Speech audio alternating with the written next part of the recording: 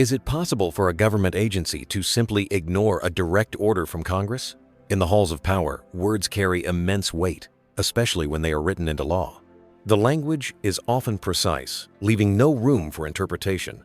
A statute might say, an agency may do something, offering discretion. But when it says an agency shall do something, it is a command. This is the story of a confrontation over that very word. On one side, a United States senator armed with the clear text of a law he helped write, demanding action for his state. On the other, a cabinet secretary representing the vast machinery of the executive branch. The exchange that unfolds reveals a fundamental tension at the heart of American democracy. What happens when a government department, for reasons unspoken, appears to defy the explicit will of the people's elected representatives? And can a single senator, through sheer force of argument, compel the powerful to follow the rules?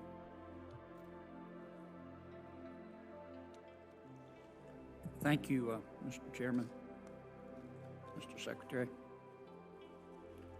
How are your babies? Thank you for asking. They're doing all right. As we were talking about earlier, my father used to tell me, you'll never know love until you have a child. It's a different kind of love. It is a different kind of love. It's a wonderful thing. I want to ask you a philosophical question, Mr. Secretary. How you and your team go about deciding whether to promulgate a new rule. Let me give you an example. Study after study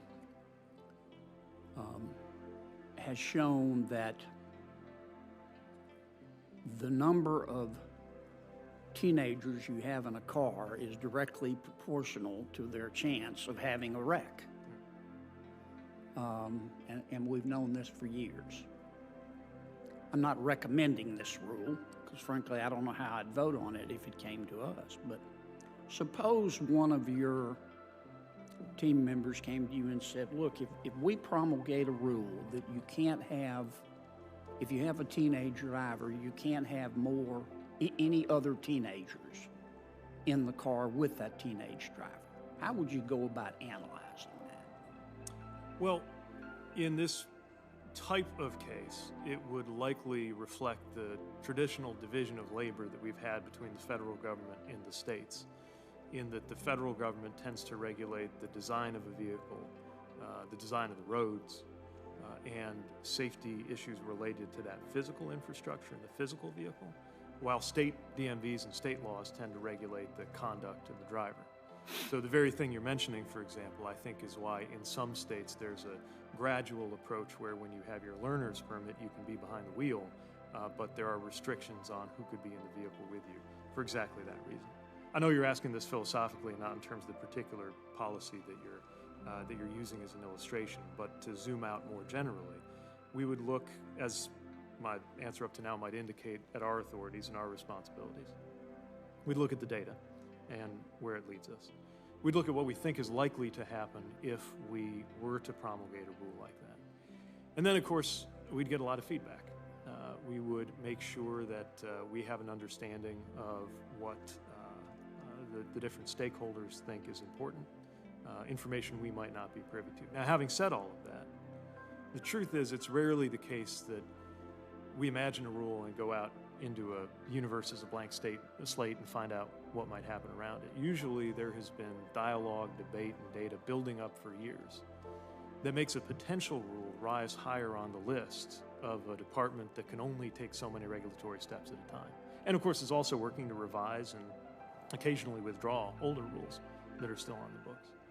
But hopefully that gives you some sense of the approach that we would take and that we do take when we're thinking about our rulemaking authorities. Okay.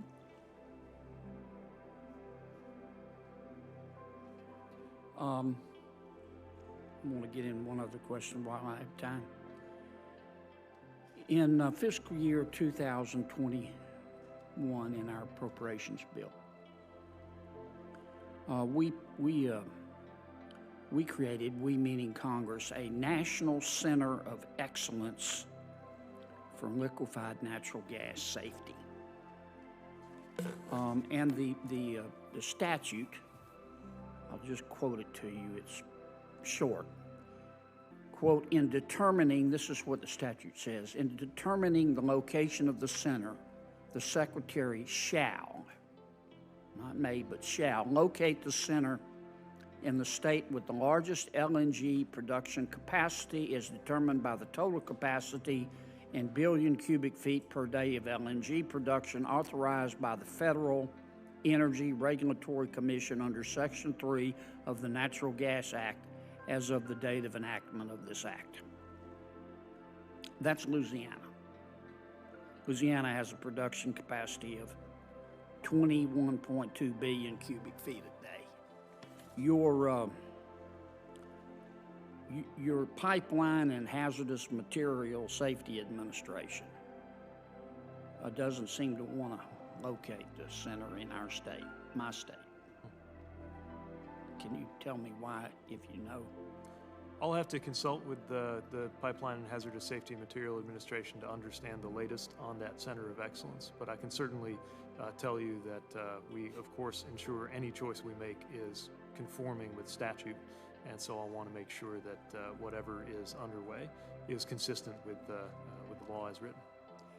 If you would look at it, I know you have a lot of things on your plate, but the law is pretty clear. And personal preference is not supposed to enter into this. And I think my state is clearly number one in production capacity. And I've noticed a determined reluctance by some of your agency folks to make this decision and put it in my state. Now, I'd much rather just have them be up front and tell me why. I'll make sure to find out. Thank you. Senator John Kennedy's performance in this hearing is a masterclass in strategic legislative oversight, moving from gentle preamble to a precise, evidence-based confrontation. His questioning is structured in two distinct acts. The first is a disarming, philosophical discussion about teenage drivers. This initial exchange serves multiple purposes. It establishes a collegial, non-confrontational tone, creates a rapport with the Secretary by touching on the shared experience of fatherhood, and subtly frames the broader theme of governmental responsibility in rulemaking. However, this was merely the prelude to his actual objective. The true purpose of the hearing is revealed in his second line of questioning, which is executed with the precision of a prosecutor. He begins by laying an irrefutable legal foundation, quoting the exact statute passed by Congress regarding the National Center of Excellence for Liquefied Natural Gas Safety. His emphasis on the word shall is a critical strategic choice, stripping the agency of any discretionary power. The law, as he presents it, is not a suggestion but a mandate. He then seamlessly integrates his evidence, stating Louisiana's production capacity of 21.2 billion cubic feet per day. This transforms his argument from a political request into a simple syllogism. The law dictates the center must be in the state with the largest LNG capacity. Louisiana has the largest capacity. Therefore, the center must be located in Louisiana. The logic is airtight, leaving no room for debate on the facts. His strategic goal is not to uncover new information, but to force public accountability and corner the Secretary into acknowledging and acting upon a clear legal obligation that Kennedy believes is being intentionally ignored. The senator's demeanor is integral to the effectiveness of his strategy. He modulates his tone perfectly, shifting from the warm, almost folksy senator discussing family to a sharp, focused interrogator. His language is deliberate and powerful. By quoting the statute verbatim, he assumes the mantle of the law itself. His accusation of a determined reluctance by the agency is a powerful rhetorical stroke, implying not just bureaucratic inertia, but a willful decision to disregard the law. This choice of words is designed to provoke a response and to paint the agency as obstinate. While we cannot see his nonverbal cues, the text implies a controlled, firm posture, one that communicates absolute confidence in his position. This demeanor creates a stark contrast with the Secretary's response, which comes across as a standard, evasive, bureaucratic statement. The Secretary promises to consult with his team and ensure compliance. But this is precisely the type of non-answer Kennedy anticipated. This is where Kennedy's skill in handling evasion becomes paramount. He doesn't allow the conversation to be diverted into a discussion of internal processes. He immediately dismisses the Secretary's platitudes by reiterating the core of his point. The law is pretty clear. He effectively shuts down the escape route, keeping the spotlight fixed on the agency's failure to act. He maintains complete control of the narrative, refusing to be bogged down in bureaucratic jargon or procedural delays. His follow-up statement that personal preference is not supposed to enter into this is a direct and pointed insinuation that the agency's reluctance is not based on logistics or legal interpretation, but on some other, unstated bias. In conclusion, the confrontation was not just about the location of a facility. It was a clear demonstration of the constitutional power of legislative oversight. Senator Kennedy masterfully exposed the friction between congressional intent and executive branch implementation. By using a clear, evidence-based argument and refusing to accept bureaucratic deflection, he held the department accountable in a public forum. The initial, seemingly unrelated philosophical question was a deliberate tactical choice, a velvet glove that was swiftly removed to reveal an iron fist of legislative authority. He successfully framed the issue not as a request, but as a demand for the rule of law to be followed. The core question we are left with remains: was this a simple case of bureaucratic delay, or was the agency deliberately ignoring a direct command from Congress? The senator has made his accusation clear, leaving the ball squarely in the Secretary's court. What do you think is happening behind the scenes here? Let us know your thoughts in the comments below. And don't forget to like and subscribe for more in-depth analysis.